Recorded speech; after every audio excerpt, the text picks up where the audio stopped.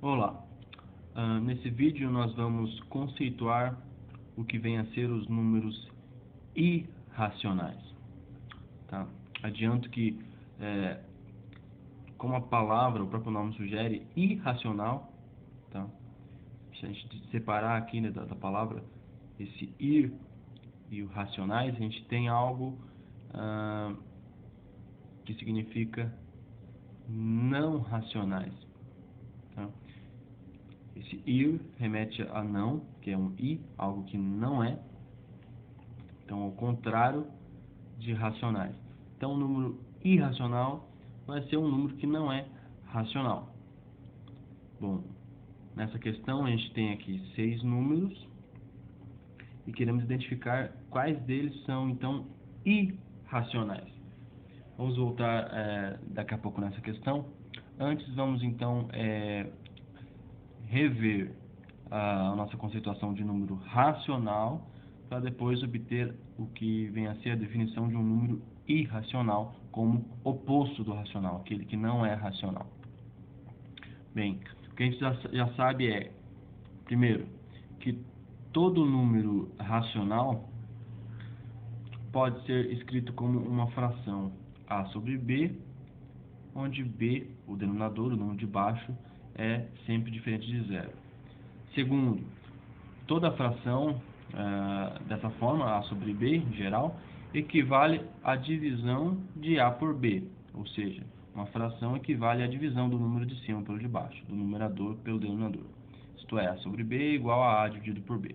E terceiro, o quociente, que nada mais é do que o resultado de uma divisão, quando a gente realiza a operação, é um número decimal finito ou uma dízima periódica, como vimos alguns exemplos. Quando a gente divide, então, um número por outro, um número A por um número B, por exemplo, o resultado que a gente pode obter pode ser um número decimal finito, inteiro ou não, e dentre os resultados não inteiros possíveis, existem aqueles que apresentam uma representação decimal infinita e periódica, porque tem, a partir de um certo momento, um padrão de repetição após a vírgula da representação decimal, que é o que a gente chama de dízima periódica. Então, resumindo, a gente pode afirmar que todo número racional é equivalente, ou seja, é igual a um número decimal finito ou a uma dízima periódica. Desse modo, o que nós chamamos de número irracional, como eu disse, é aquele que não é racional, porque esse i remete à negação, né, a não racional, que é o que a gente tem aqui na frente. Então, irracional nada mais é do que aquele que não é racional.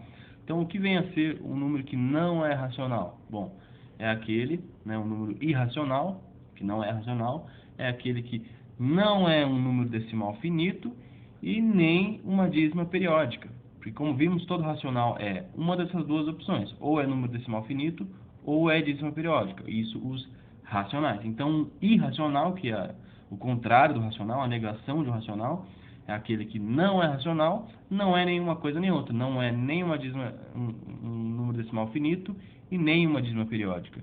Então, isso é o que vem a ser um número que vamos chamar de irracional, como o contrário do racional.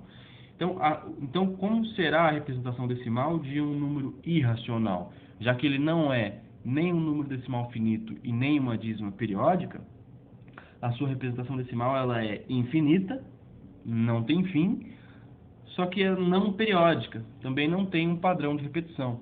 Então, ao contrário das dízimas periódicas, que também são infinitas, porém tem um padrão de repetição, um número irracional, ele também vai ter uma representação decimal infinita, só que sem nenhum padrão de repetição. Após a vírgula, a gente vai ver infinitos números sem nenhuma repetição necessária de algum valor numérico. Eventualmente pode acontecer no meio lá alguma repetição, mas ela vai ser casual, vai ser por acaso. Em geral, não temos uma repetição. Tá? Então, alguns exemplos de números irracionais que nós já conhecemos são o número π, que é aproximadamente igual a 3,141592654. Vejam que esse número, essa representação continua infinitamente, sem que haja nenhuma repetição necessária aqui. A gente só tem um número 1 que repete aqui, mas a princípio a gente poderia pensar que o número seria 3,1414, mas logo esse padrão já se desfaz, a gente não observa essa repetição. Após o dígito 1, a gente tem outros números que não apresentam nenhuma repetição necessariamente. Então, essa representação ela é infinita, porém não periódica. Assim como o caso da raiz de 2, que é aproximadamente igual a 1,414213562 e etc. Então, aqui nós também temos, a princípio, algo que poderíamos, se a gente escrevesse só 2 ou 3 dígitos após a vírgula, a gente poderia achar que é uma dízima periódica, porque tem um 4, depois outro 4, ou podemos pensar que tem o 41 e depois poderia ter 41 de novo, mas é 42. Então, analisando mais algumas casas da representação, a gente já vê que não temos uma repetição necessária. E, de fato, esse número não vai apresentar um padrão de repetição ao longo da sua representação decimal infinita. Então, ela é o que nós chamamos de representação decimal infinita e não periódica, que, como vimos, define um número que é irracional. Portanto, voltando agora na nossa questão, que era de identificar quais dentre esses números são os irracionais, nós já temos como números irracionais o raiz de 2 e o π, que foram os exemplos que eu dei, e observando os demais números, nós vemos que todos eles são racionais, porque são representações decimais finita, como o caso do item A, então ele é racional, equivalendo à fração 25.391 sobre a potência de 10, que tem tantos zeros quanto são as casas decimais após a vírgula, então 5 zeros, então sobre 100.000. Então, esse número decimal finito, 0,25391, equivale à fração 25.391 sobre 100.000. E os outros números também equivalem a frações geratrizes de dízimas periódicas, porque a gente pode ver que essas representações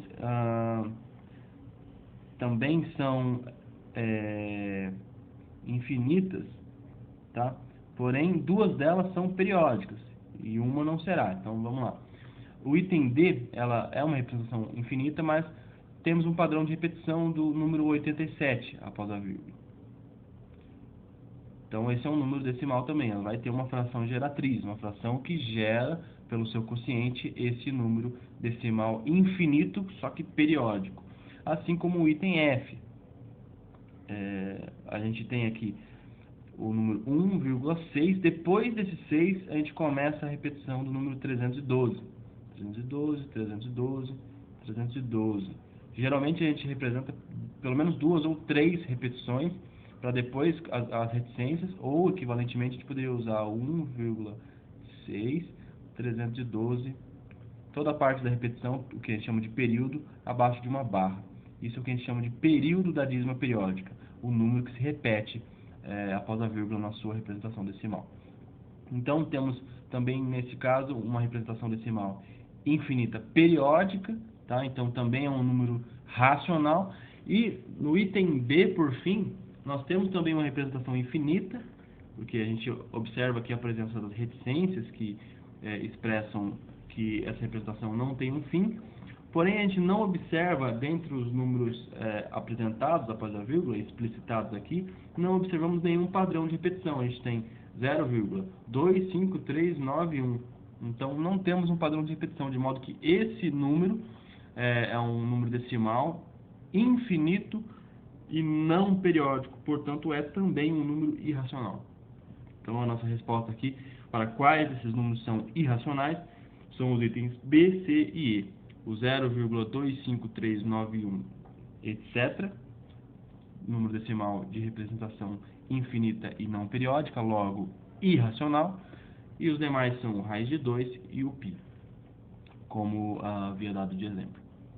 Aqui concluímos então a nossa introdução ao conceito de números irracionais. Como havia dito anteriormente, deixarei para um outro momento um método, digamos assim, que usamos para identificar, para encontrar a fração geratriz de uma dízima periódica, porque o nosso foco no momento é chegar à conceituação que obtemos então para os números irracionais, como sendo aquele número que não é racional. Então, não sendo racional, não tem uma representação decimal finita e nem uma representação como dízima periódica. Tem uma representação decimal infinita e não periódica. E aqui eu concluo mais este vídeo. Até a próxima.